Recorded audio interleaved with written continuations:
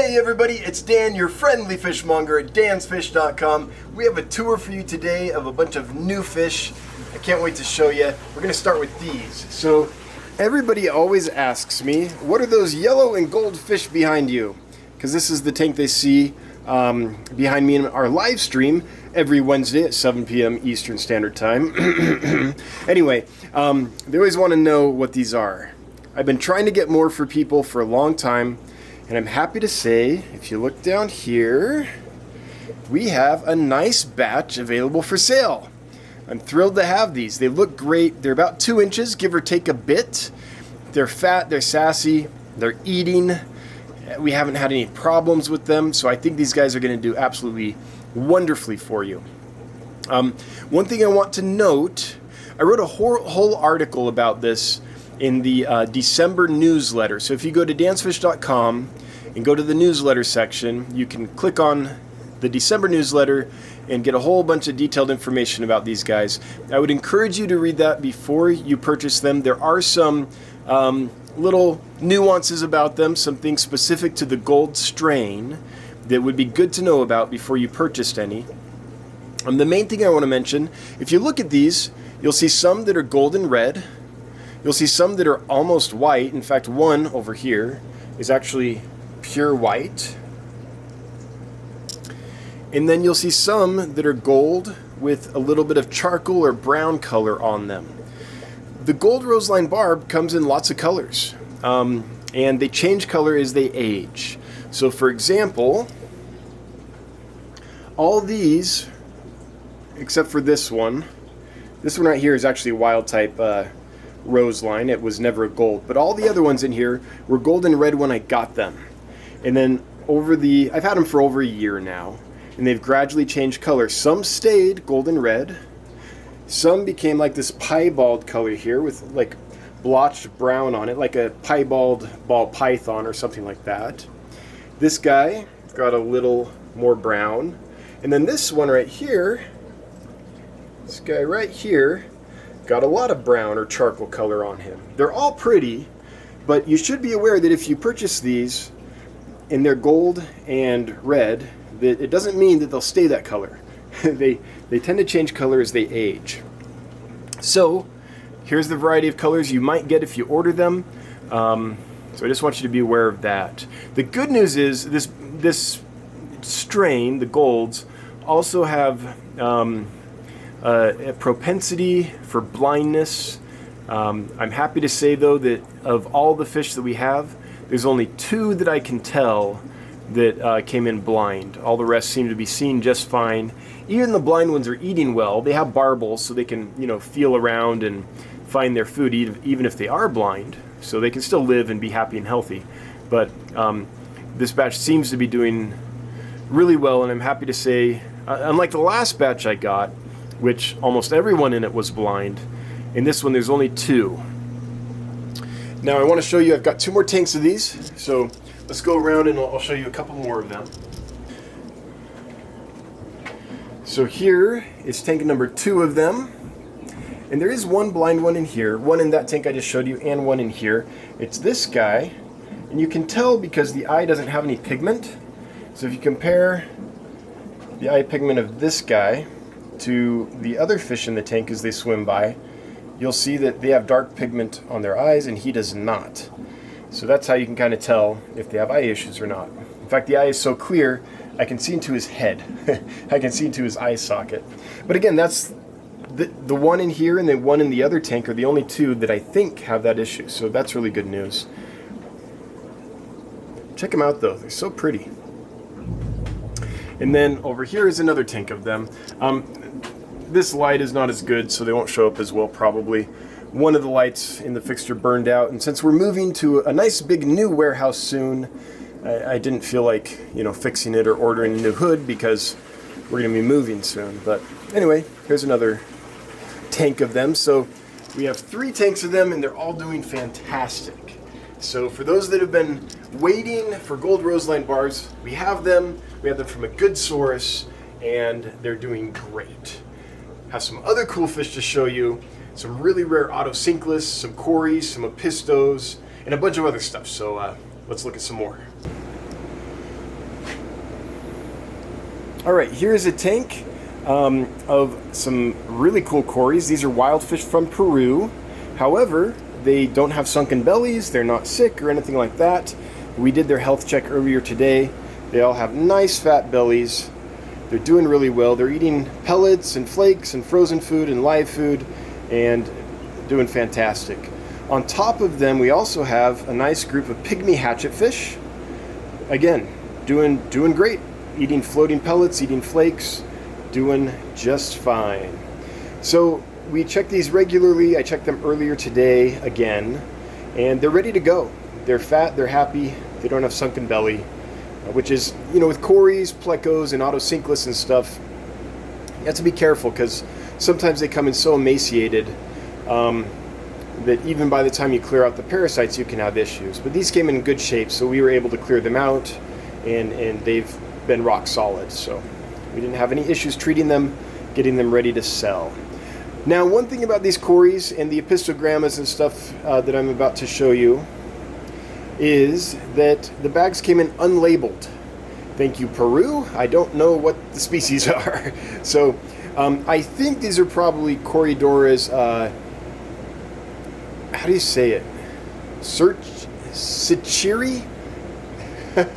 Cichlids? I think that's what they are. But I'm going to, until I know better what the species are, how I'm going to identify these is by the tank they're in. So this is tank number GG4. So I'll list these for sale and the other Corys as Corydoras species tank, whatever the tank number is. In this case, this will be listed as Corydoras species tank GG4, at least until I have a good idea of what their real species name is. Nice bandit type Cory, doing great. I like them a lot.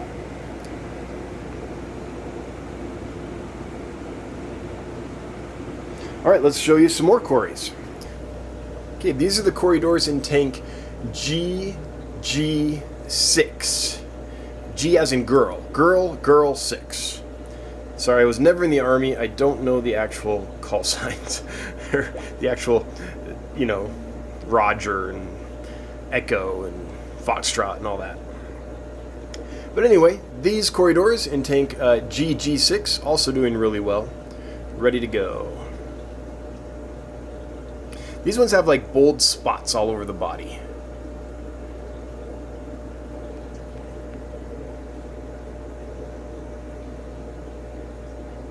Look how fat the bellies are. Did you see that? Like, the bellies are super fat. So they're eating just fine on like massivore pellets, extreme nano pellets, frozen bloodworms, frozen brine shrimp, algae wafers. They're not picky. They're going to eat really well for you. Over here, we have another Corydora. This is the one in tank number GG3. Girl 3. So we can zoom in and show them to you. They don't like the camera. Hopefully, if I just stand here, they'll swim out. Oh, no. I shifted my weight and they were like, see ya. Okay, I'm just going to stay here. Hopefully you can get a good look at them. Again, trying to solidify which species they are. For now, we're calling them tank GG3.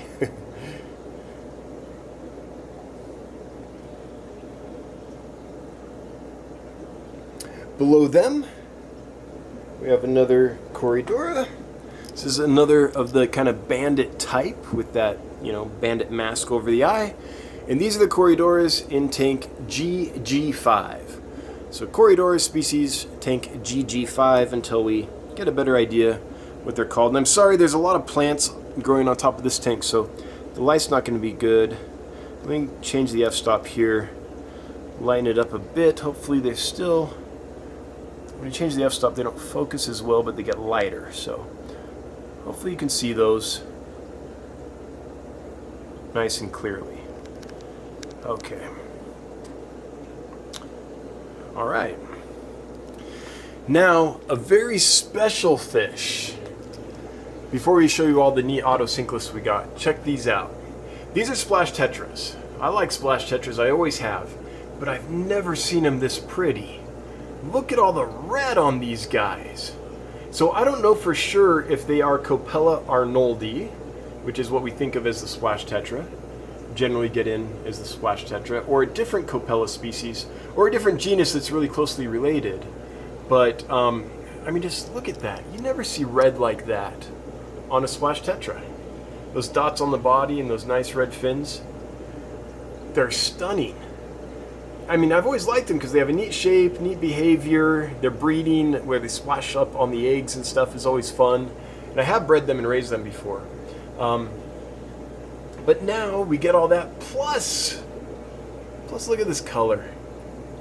And they're fantastic. The batch is rock solid. We haven't lost any. They're eating flakes and pellets and everything else, frozen, live, whatever. They aren't picky at all. Just an absolutely delightful surprise to order splash tetras and then get something in this pretty.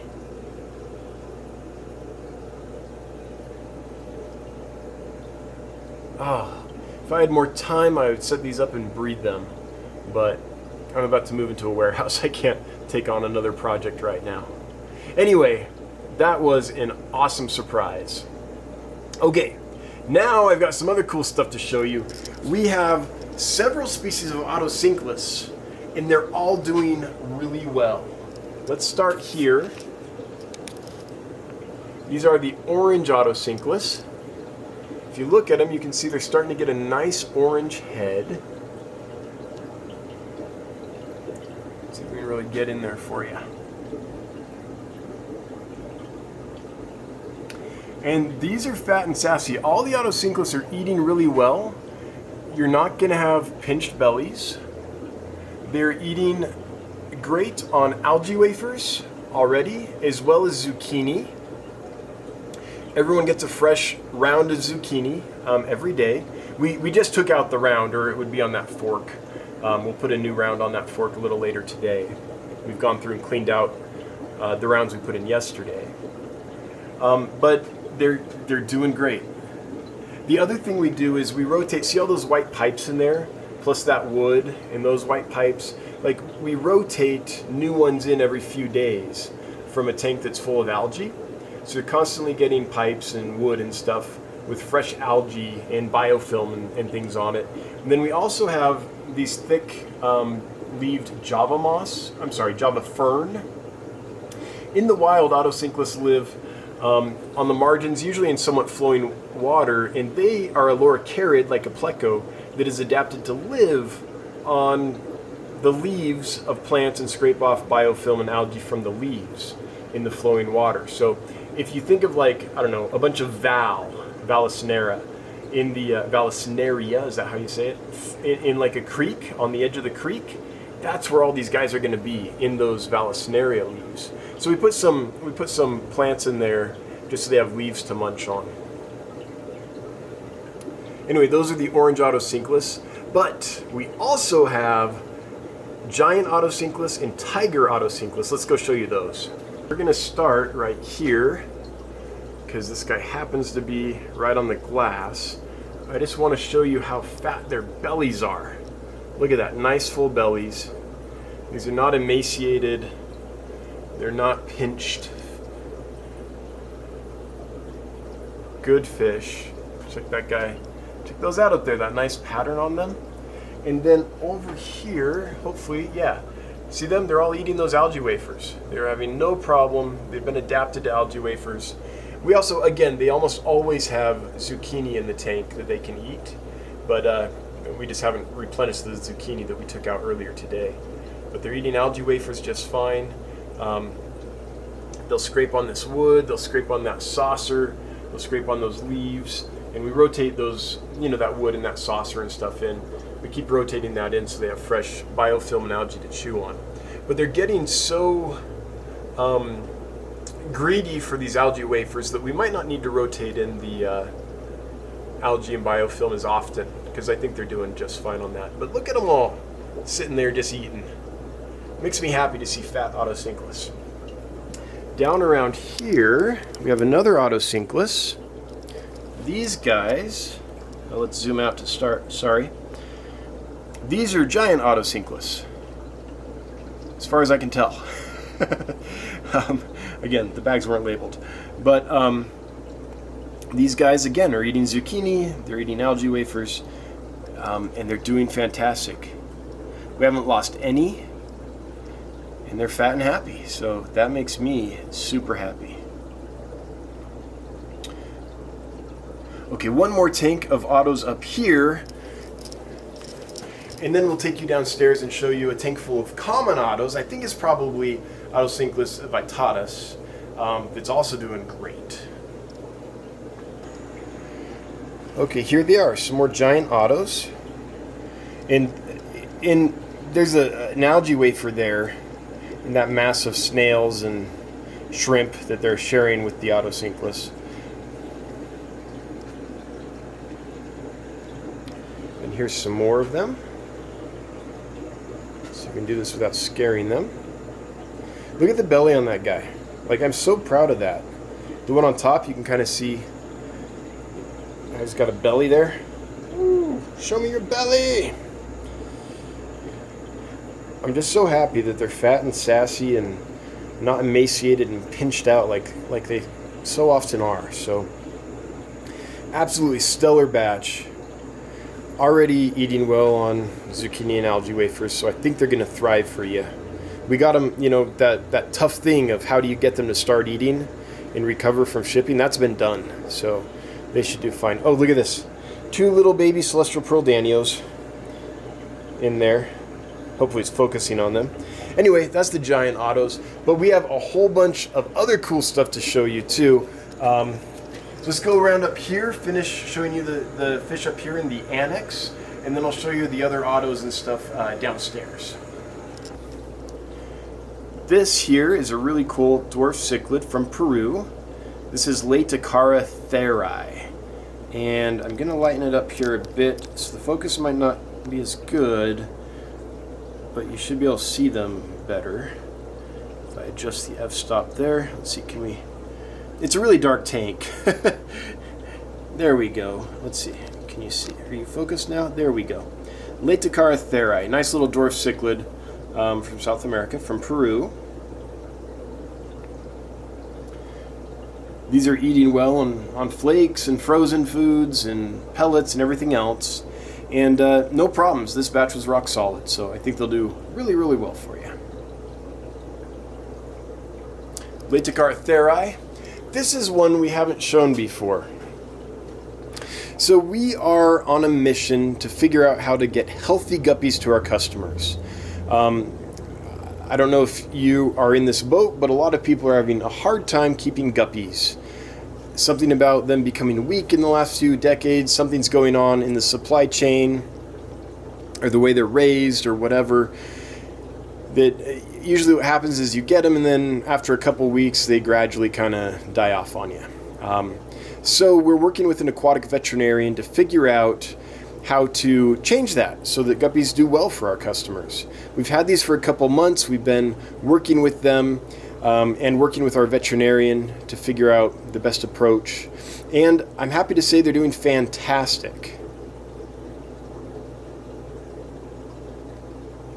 Sorry, I had a sneeze coming on. I had to pause. They're fat, they're sassy, they're doing great. I'm confident that the guppies that we sell are going to live for you and live long term and thrive long term.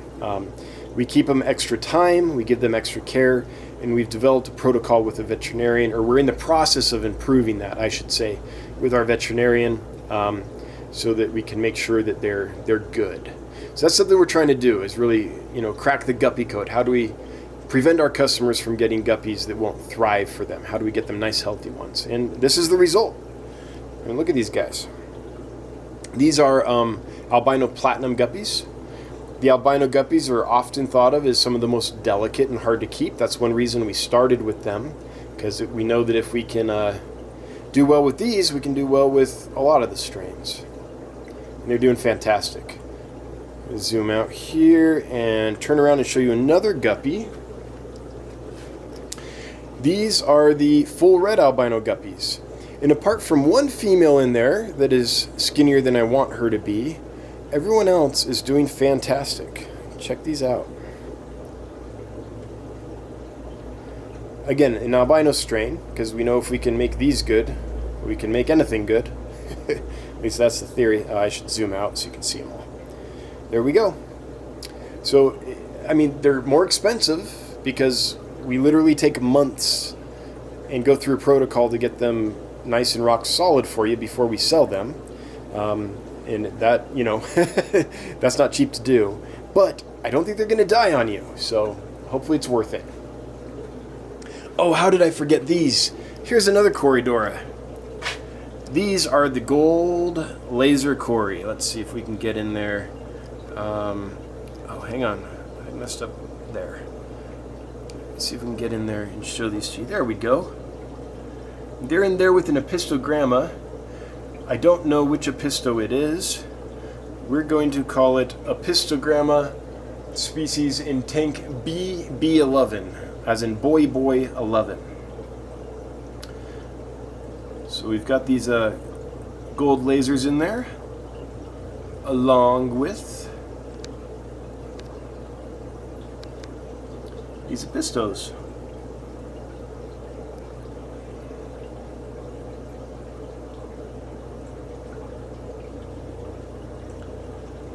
Just give you a look-see. Oh, here we got a couple Apistos flaring, so that'll be fun to watch.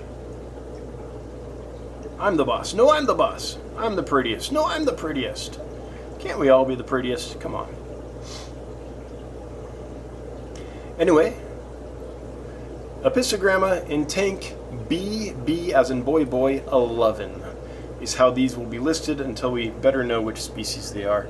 And by the way, these Corys are eating really well on prepared foods, and the Apistos are starting to do it too. You might need some you might need some frozen foods still for any of the Apistos we have, but they are starting to eat the prepared foods, so it won't be long now. Ah, so pretty. Love those gold laser beams. Up here we have another Guppy that we've been working with. These are the Japan Blue Gold Double Swords. Again, had them for a couple months. Just you know, make sure and get them healthy for you. Although these were rock solid from the beginning, so we probably could have sold them the day we got them, and they would have been okay. But we're still trying to take the time and make sure, just make sure, as we're learning about how to make guppies healthy for people and really kind of crack that. Okay, enough about guppies. Let's move on. I just scared them all. They were all out front, and then I got down here with the camera. But these are black Venezuelan Corrydoras. This is one of the most requested Corrydoras species. I get requests for them, geez, almost daily. And I've been hesitant to bring them in because the price point is so high. And two things need to happen. I need to find a price point that makes sense and a supplier I trust, a supplier that does a good job. And I did that. So we were able to bring in a batch. These are probably Corrydoras. Is it Schultzi? I can't remember, but they're commonly called the black Venezuelan Corrydora. Great, solid batch. Aquarium bred and raised by hobbyists, so it doesn't get any better than that. If you like black Venezuelan Corrydoras, check them out.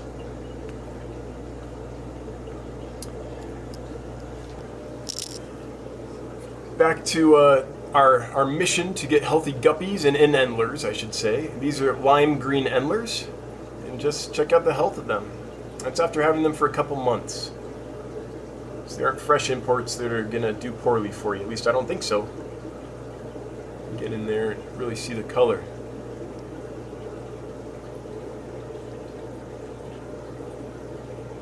Next to them, zoom back out. Next to them we have another Endler. These are the El Tigre Endlers. I like them because I like that bold black bar they get up the body about at the halfway point. I think that's just unique and pretty. Let's see, there's a bunch of them. I'm trying to keep the camera steady. I always want to jerk it around and follow the fish. I'm trying to remember to keep it steady because that makes it easier for you guys. There you go, El Tigre Endlers. Doing really well. All right. So these are some high fin Corydoras paleatus. You see that nice tall dorsal fin they're getting. We've had a little trouble with these, so they aren't ready quite yet. We don't know what it is, but they seem fine, and we're about to sell them, and then one will die. And we're like, man, and then we'll think they're fine, and then one will die. And we keep going through that. So we have a couple of these in with our veterinarian right now for analysis to see if we can figure out what is going on and fix the batch so we can sell them and know they're going to do good for you. So these will need a little more time before we can sell them, but they're just cute as a button, so why not stop by and show them to you. Fin Corydoras paleatus. All right, Dario, the Scarlet Badis. Look at the color on these guys. By the way, I know they're not going to eat that pellet. That's for a pleco that's in here. We have a bushy-nosed pleco in here to help keep things clean. The Dario, in my experience, only eat live and frozen foods. So they need small frozen foods and live foods. Some people that are better fish keepers than me have told me they've figured out how to get them to eat dry foods, pellets and flakes, stuff like that. But I still haven't. So for anyone that has, good on you. I want to know your secrets. But for me, they're still on frozen foods and live foods. Anyway, good color though, and fat and sassy and doing well. Above them, we have a pretty special fish. They're angelfish, but they're wild angelfish out of Peru. So anyone that has some domestic strain angelfish that needs some fresh blood, you're getting funky fins, you're getting weird spines, you need to get back to the source. These are, these are nice wild ones. And they have a specific location.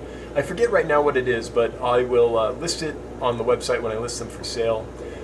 And some people just prefer a nice, clean, wild angelfish instead of a domestic strain. So we brought some in for those folks. Anyway, beautiful fish out of Peru, and doing great from the get-go. No issues with these guys. Now wait, okay, good. For a second there was one up there. I was like, are you gasping or are you just trying to eat something? Just trying to eat something. We're okay.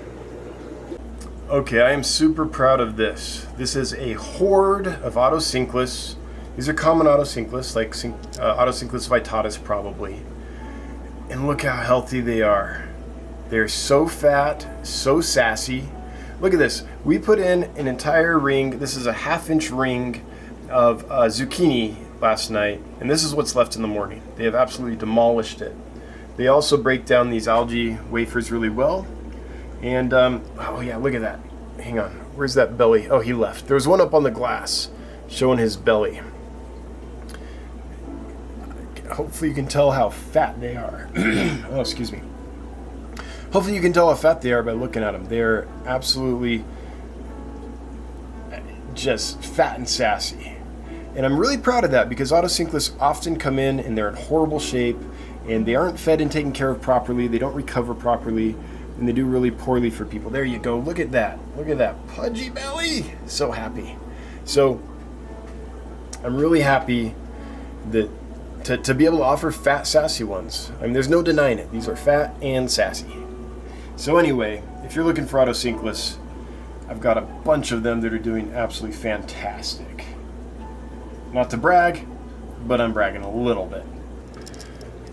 Another fat, sassy fish is the horde of Pandagar that we have. These are not large. They're about 1 inch, maybe call it 3/4 of an inch to 1 inch, but they're eating really well. Look at those bellies on them.